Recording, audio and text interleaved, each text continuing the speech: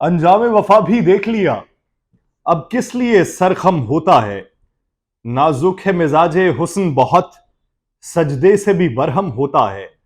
मिलजुल के ये रंगो शीरो शकर, दोनों के निखरते हैं जौहर। दरियाओं के संगम से बढ़कर तहजीब का संगम होता है। मंसूर जो होता अहले नजर, तो दावाए बातिल क्यों करता। उसकी तो जुबान खुलती ही नहीं, जो राज का महरम होता है। नाजीन, मैं हूं यासिर रशीद और आप मेरा व्लॉग देख रहे हैं। नाजीन, आज आखिरी दिन था। आखिरी दिन था उस मोहलत का जो मोहलत सुप्रीम कोर्ट ऑफ पाकिस्तान की जानिब से दी गई थी कि आज के दिन तक फंड्स का इजरा करना था। अगर फंड्स का इजरा आज के दिन तक ना होता तो कल को बाज परस होना है। तो आज के दिन तक स्टेट बैंक ऑफ पाकिस्तान ने फंड्स मुख्तस कर दिए, लेकिन उसका इजरा ना किया। तर्जुमान स्टेट बैंक के मुताबिक कायम मकाम गवर्नर का भी यही कहना है कि हमने मुख्तस कर दिए फंड्स, लेकिन हम इसका इजरा नहीं कर सकते। पार्लियामेंट जब तक मंजूरी नहीं दे सकती, हम तब तक इसका इजरा नहीं कर सकते। अब इस मामले के ऊपर बहुत सी खबरें हैं जो मंजर आम पे आ रही हैं। आज दिन भर का हवाल भी आपके सामने रखूंगा कि आज असल में हुआ क्या, किसकी तरफ से राब्ते किए गए हैं, किस से राब्ते किए गए हैं और आने वाले दिनों में कौन से मजीद राब्ते होंगे और किस शय से बचने की कोशिश की जा रही है। खबरें ये गर्दिश कर रही हैं कि मौजूदा सूरत हाल के तनाजुर में अगर विफाकी हुकूमत जो है ये अगर फंड्स का इजरा नहीं करती तो ये नाहिली की तरफ जाएगी। नाहिली की तरफ जा रहे थे सारे इनके इरादे, सारे इकदामात इनको नाअहली की तरफ लेके जाने के लिए थे और अब भी मौजूदा जो इकदामात हैं वो भी नाअहली की तरफ ही गामजन कर रहे हैं।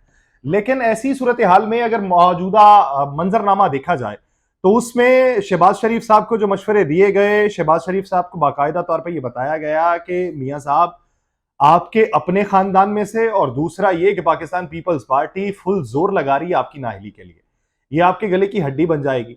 तो अब उनके पास कोई ऑप्शन नहीं बचा, वो करें तो क्या करें। एक तरफ से वो इंतखाबात का ऐलान भी नहीं करवाना चाहते और दूसरी तरफ से वो नाअहली को भी बर्दाश्त नहीं करना चाहते। अब इसी ज़िमन में हर रोज माहिर कवानीन के साथ राबिते जारी हैं, उनसे मशवरे तलब किए जा रहे हैं कि कोई आईनी रास्ता बताइए कि जिससे बचत हो सके। अब इन्हीं मामलाजात को लेकर कायमा कमेटी बराए खजाना को बीच में इन्वॉल्व किया गया है। कायमा कमेटी बराए खजाना के कंधों पर बार रखने की कोशिश की गई है कि ये बिल, मिनी बिल जो है, ये कायमा कमेटी बराए खजाना में पेश किया जाए और कायमा कमेटी बराए खजाना इसको रद्द कर दे, फिर पार्लियामेंट में आए और फिर पार्लियामेंट इसको रद्द कर दे। ये इसलिए कायमा कमेटी बराए खजाना के फॉरम पे लेके गए। लेकिन कायमा कमेटी बराए खजाना के चेयरमैन कैसर अहमद शेख साहब राय ये रखते हैं कि आज तक कोई बिल आया नहीं, तो ये अचंभे की बात है कि कोई बिल जब नहीं आया तो ये बिल जो है ये असेंबली में लाने की क्या जरूरत है। मिफ्ता इस्माइल साहब ये राय रखते हैं कि मौजूदा सूरत हाल में अगर 21 अरब रुपए के फंड्स का इजरा करना है तो उसके लिए स्टेट बैंक को काबीना से या पार्लियामेंट से मंजूरी लेने की जरूरत नहीं है। 21 अरब फंड्स का इजरा स्टेट बैंक खुद भी कर सकता है। लेकिन स्टेट बैंक जो है वो, वहां के ओहदेदार जो हैं वो अपनी नौकरी दोनों तरफ से बचाना चाहते हैं।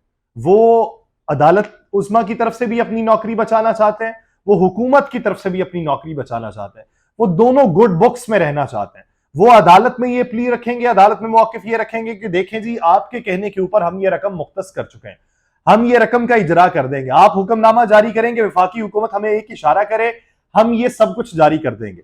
लेकिन वहां पे बात ये बनती है कि जब पहले समात हुई थी तो उसी समात के अगले दिन तर्जुमान स्टेट बैंक की जानिब से ये बयान जारी हुआ था कि हम खुद मुख्तार इदारा हैं, हमें कोई डिक्टेट नहीं कर सकता। अगर आपको कोई डिक्टेट नहीं कर सकता तो आप रकम भी मुख्तस ना करते।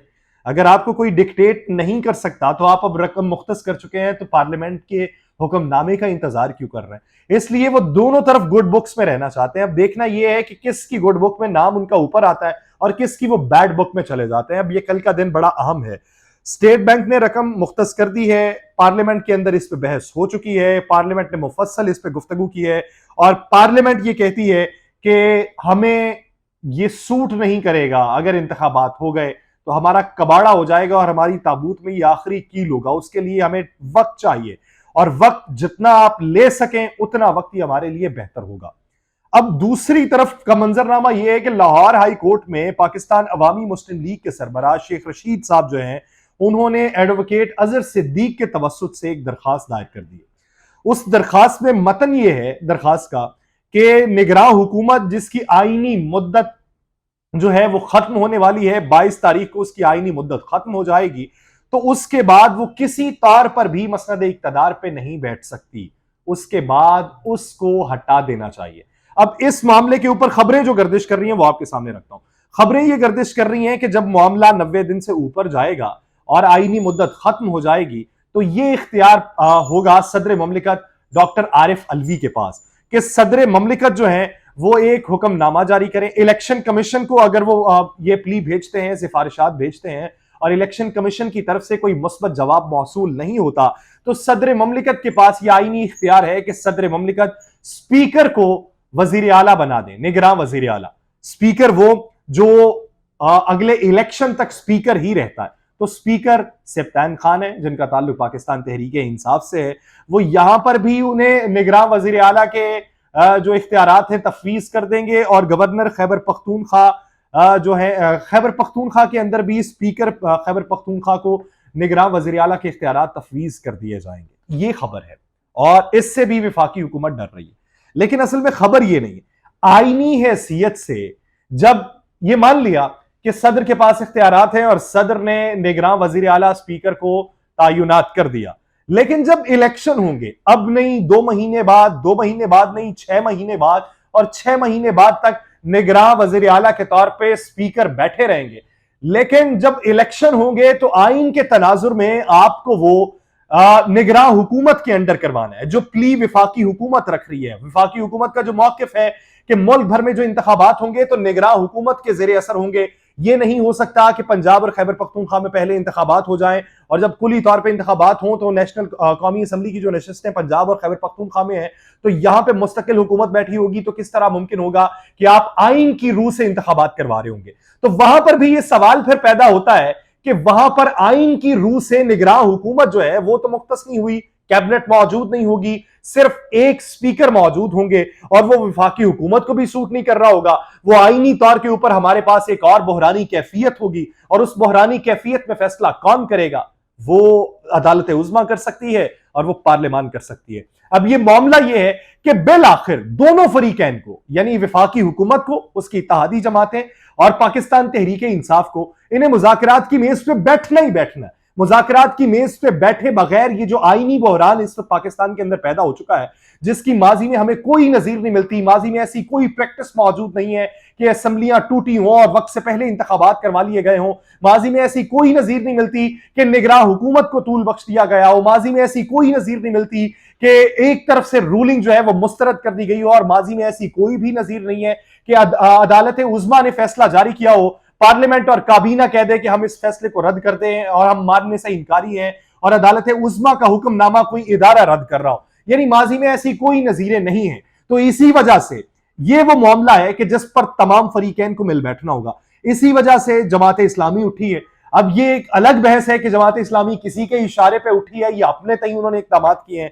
ये भी अलग बहस है कि पाकिस्तान पीपल्स पार्टी के लोगों का रवैया तब्दील क्यों हुआ है। कमर जमान कायरा ये कहने पर क्यों मजबूर हुए हैं कि पीटीआई चेयरमैन इमरान खान ने तल्ख लहजा अपनाया था और उन्हीं की तलखी की वजह से हमारे लहजों में भी तलखी आ गई, लेकिन हम हालात को नॉर्मल करना चाहते हैं और इकदाम की तरफ ऐसे बढ़ना चाहते हैं कि जिससे माहौल जो है, फजा जो है वो साजगार हो सके। उन्होंने भी अपनी कमेटी तश्कील दे दी है, पाकिस्तान तहरीक इंसाफ ने भी अपनी कमेटी तश्कील दे दी है, जिसमें एजाज चौधरी साहब हैं, मियां महमूदुर रशीद साहब हैं।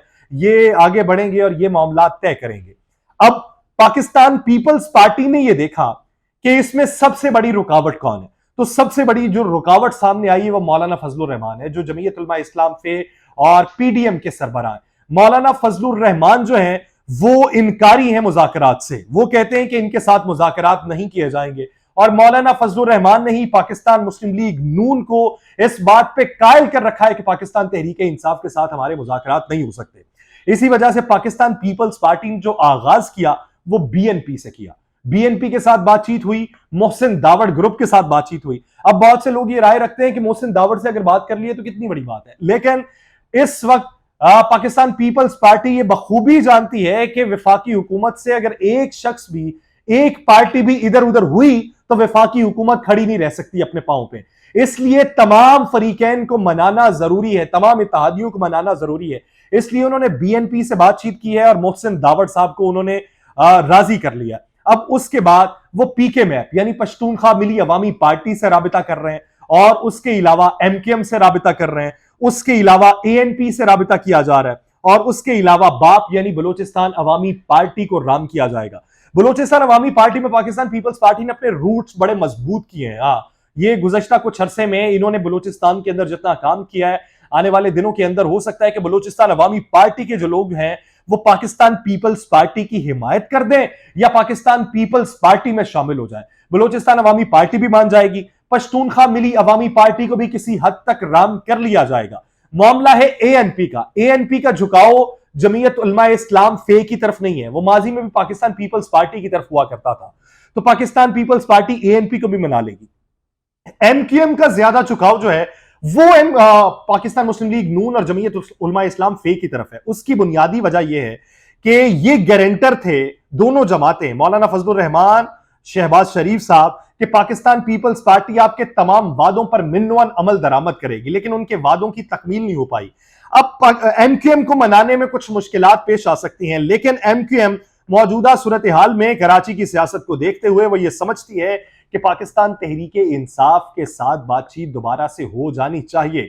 हमारा वोट बैंक जो मुतासिर हुआ है वो इसी तरीके में बहाल हो सकता है। उनका वोट बैंक मुतासिर बहुत ज्यादा तब हुआ जब मुस्तफा कमाल साहब, फारूक सत्तार साहब और दीगर जो धड़े हैं वो वापस एमक्यूएम में शामिल हुए, और एमक्यूएम में जो 4 जमातें थी उन्होंने मिलकर दोबारा से एमक्यूएम की बुनियाद रखी। एमक्यूएम नजरियाती भी खत्म हो गई, तो ये जो तमाम जमातें मिलके फिर एक जमात बनी है। तो अब जो इनके कारकुनान थे, उन कारकुनान ने साल साल एक तहरीक चलाई है। वो एमक्यूएम के मुखालिफ भी चलाई है, वो पीएसपी के मुखालिफ भी चलाई है, वो मुत्तहिदा कौमी मूवमेंट जो नजरियाती है उसने भी चलाई है, और उसके अलावा जो दीगर उनकी तंजीमें उन्होंने भी चलाई है। अब वो ये बात मानने पे तैयार ही नहीं है कि जब हम तहरीक चला चुके हैं तो उसके बाद ये मिलन कैसा, ये गठजोड़ कैसा, ये किस कीमा पे हुआ है। इसकी वजह से उनका वोट बैंक मुतासिर हुआ, जिसकी वजह से उन्होंने बल्दियाती इलेक्शन से भी बाइकॉट का ऐलान किया था।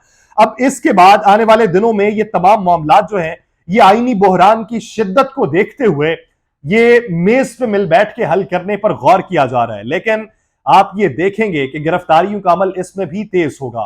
पाकिस्तान पीपल्स पार्टी उसे जवाब बनाएगी कि ये गिरफ्तारियां रुकवा सकते हैं हम, आप मुज़ाकरात की मेज पे आए। पाकिस्तान तहरीके इंसाफ अगर बजिद रही कि तमाम पहले शराइत तय की जाए उसके बाद मुज़ाकरात की मेज पे आएंगे, तब हालात कुछ मुख्तलिफ हो सकते हैं। लेकिन मौजूदा सूरत हाल के तनाजुर में अगर इलेक्शन होते हैं तो इलेक्शन में ये जितनी भी विफाकी इत्तेहादी जमातें हैं इनको कोई भी फीडबैक नहीं मिलने वाला। टर्न आउट में कमी वाकई होगी, वोट बैंक भी कम हो जाएगा। यहां पे एक और बड़ा मसला है, तोशा खाना को एक जवाब बनाया गया था और फिर बात यह की गई कि तोशा खाना का रिकॉर्ड पब्लिक कर दिया जाएगा। अब उस मामले के ऊपर पाकिस्तान मुस्लिम लीग नून ने बहुत सियासत की, लेकिन उनके गले की हड्डी बन गई वो रिकॉर्ड का पब्लिक किया जाना। रिकॉर्ड का पब्लिक होना था, मुख्तलिफ चीजें मंजर आम पे आई कि कब वो आपने तोशा खाना से ली और कब उनको डिक्लेयर किया गया। अब एक मामला और सामने आया, अदालत के अंदर यह बताया गया है कि 1947 से लेके 1990 तक का रिकॉर्ड ही मौजूद नहीं है तोशा खाना का। यह बड़ी लम्हा फिक्रिया है, फिक्र अंगेज मामला है। अदालत ने यह कहा कि यह कैसे मुमकिन है कि आपके पास तकरीबन कोई 43 साल का रिकॉर्ड ही मौजूद ना हो। तो उनकी तरफ से इंकारी हुई, तो अदालत ने यह वार्निंग दे दी है कि अगर यह रिकॉर्ड पेश ना किया गया तो 1947 से लेके अब तक तमाम लोग जो हैं जो तोशा खाना में मौजूद रहे हैं, जिनके पास इख्तियारात रहे हैं, उन लोगों को पकड़ के अदालत में बुलवाया जाएगा और उनसे बाज़पुरस की जाएगी। यह मामला भी विफाकी हुकूमत की मुश्किल में जाएगा, विफाकी हुकूमत के खिलाफ जाएगा। विफाकी हुकूमत जहां पे बहुत सी चीजें छुपाना चाहती थी 1990 से पहले, वो पाकिस्तान पीपल्स पार्टी के भी ऊपर मुश्किलात दरपेश आएंगी। तो इस मामले के ऊपर विफाकी हुकूमत काफी परेशान दिखाई देती है। ये परेशानियां विफाकी हुकूमत पर कितने दिनों मुसल्लत रहती हैं ये वक्त ही बताएगा, लेकिन परेशानी बहुत ज्यादा है। मुझे दीजिए इजाजत, अल्लाह ने के बाद।